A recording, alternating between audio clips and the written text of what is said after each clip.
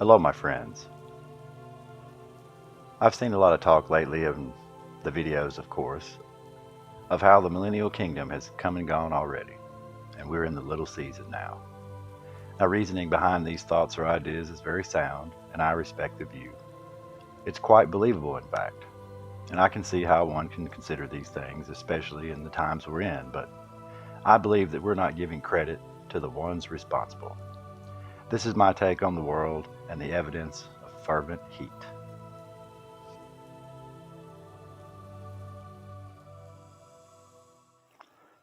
The Trinity test of the Manhattan Project took place on July 16, 1945. Allegedly, it was the first detonation of an atomic weapon in the history of man. When this weapon was detonated, the yield or explosion was equivalent to 21,000 tons of TNT, or 21 million kilograms, or 46 million pounds. They recorded temperatures of 8,430 degrees Kelvin, which is 14,700 Fahrenheit, or 8,000 Celsius. Does anyone see a need for such a weapon? I say my first little thought here is obviously there were no adults present when this was done. After the test was conducted, a yellowish green glass was found at the blast area. They named it Trinitite, named after the project itself, a new substance that they thought at the time.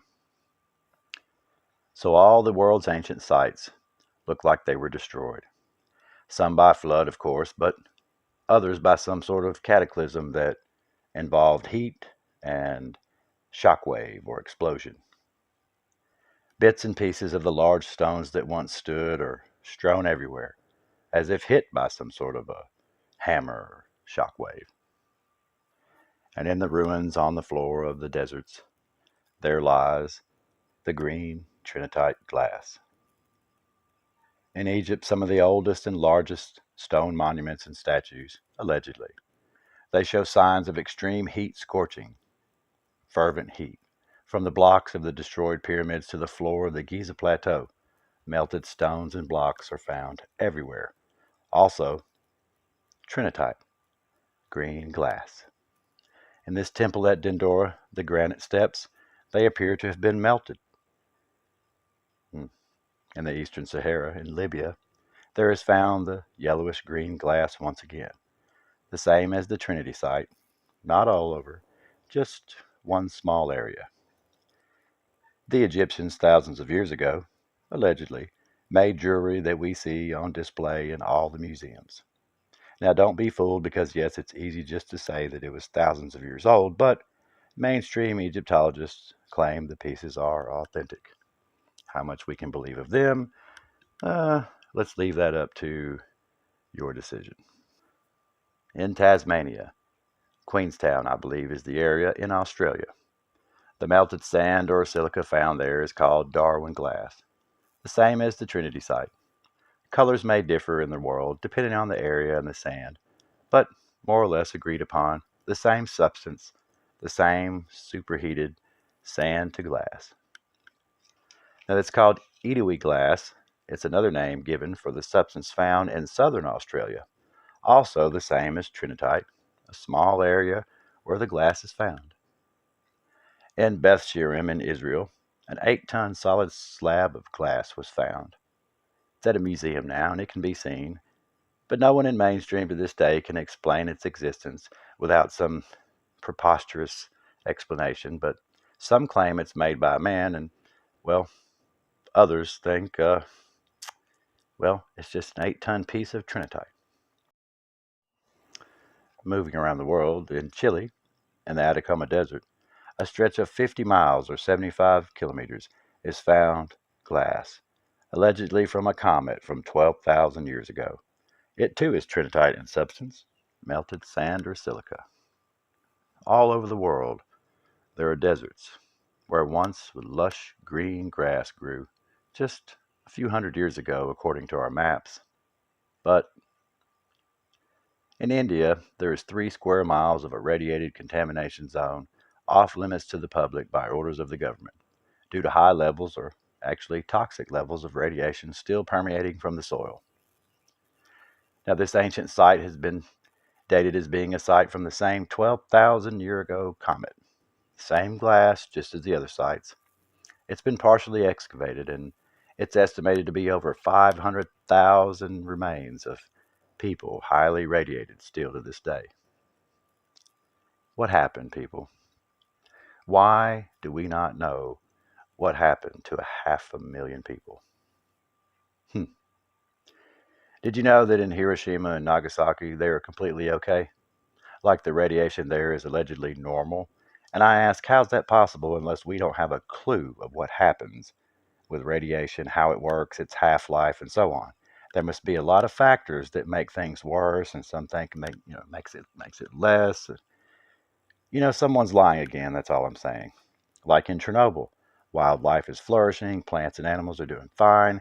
People sneak in all the time and do videos.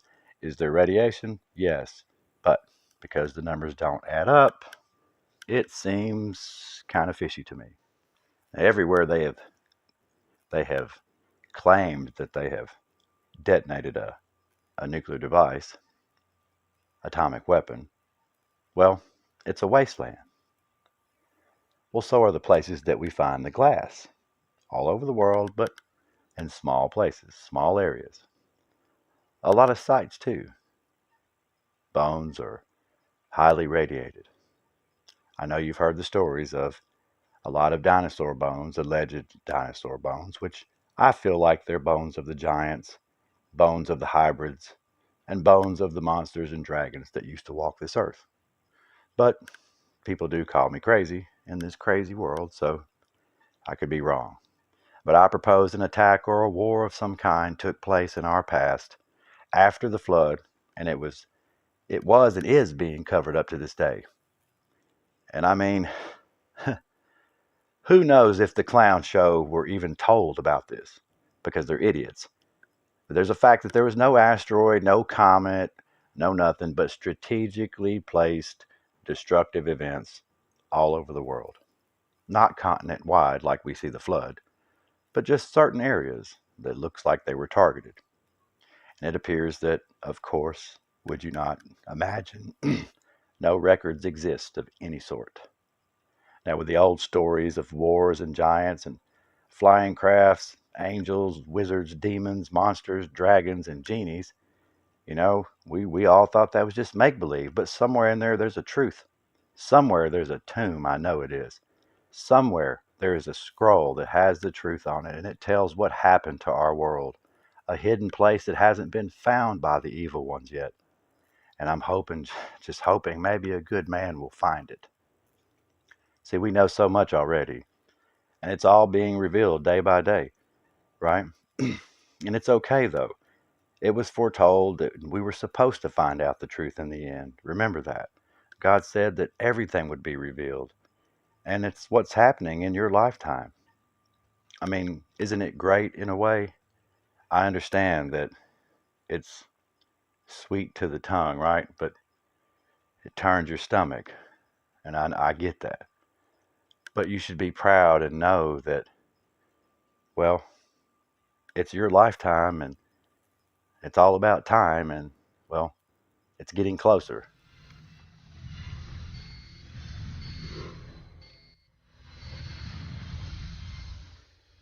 Time's up. And I'll just end with this. God does not kill millions of people and make them suffer just because he's bored, angry, or pissed off. That is a specific trait of a man, not of a God. Okay? The ones responsible for these things will be brought to justice. And what a time it's going to be on that great day. And I want you all to be there with me. So don't give up. Don't give in to them. Give praises to the Most High, because his words, they're the only truth I can ever find. Imagine that. Well, that's all for now, my friends. I love you all. God bless you. I'm Wild Dog, and I am out of here.